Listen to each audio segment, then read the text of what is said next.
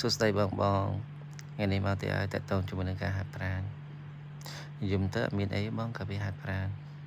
ពួកយើងលេងទាំងអស់គ្នាយំទៅម្នាក់ៗលេង style រៀងៗខ្លួនបងថ្ងៃនេះចង់បង្ហាញរបៀបការហាត់ប្រាណថ្មីយើងលើកដើម្បីយកសាច់ទៅមុខគឺស្មាថ្ងៃនេះ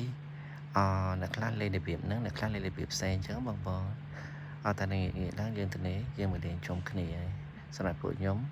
ហើយនឹងសុបានតែនឹងទេគឺពួកខ្ញុំព្យាយាមប្រឹងវឹកហាត់ទៅការទីលកាគឺការលើកជើងលើអញ្ចឹងណាតែសតតែយើងហ៊ានលើកបោះម្នាក់ឯងតែសតតែយើងធ្វើការមានអ្នកបង្ហាត់បង្រៀនចឹងបន្ថែមទៀតចឹងណាកន្លែងណាដែលយើងមានការព្យាយាមកន្លែងហ្នឹងគង់តែបានសម្រាប់អាចនិយាយថាអូយវាពិបាកយើងមើលក្នុងវីដេអូដូចងាយពេលយើងលេងទី1យើងខ្លាចផងអាការភ័យខ្លាចរបស់យើងធ្វើមានការក្លាហានពេលដែលយើងលេងទៅយើងព្យាយាមធ្វើឲ្យយើងកាន់តែរឹងមាំពេលដែលយើងលេងវាកាន់តែយូរធ្វើឲ្យយើងហ្នឹងមានអារម្មណ៍ថាមួយស្គាល់ពីតម្លៃនៃសុខភាពរបស់យើងការហាត់ប្រាណរបស់យើងហើយធ្វើឲ្យយើងព្យាយាមកាន់តែចង់ហាត់ប្រាណបន្តទៀតដោយសារតែយើងមានគ្នាលេងហើយជួយបង្ហាត់បង្រៀនយើងក្នុងការយើងលេងអញ្ចឹងណា